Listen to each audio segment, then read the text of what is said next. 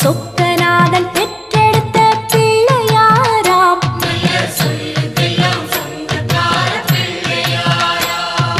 கைலாய மலைய விட்டு தெற்கே வந்தாராம். இந்த பிள்ளையாரு பட்டி கண்டு இருந்து விட்டாராம்.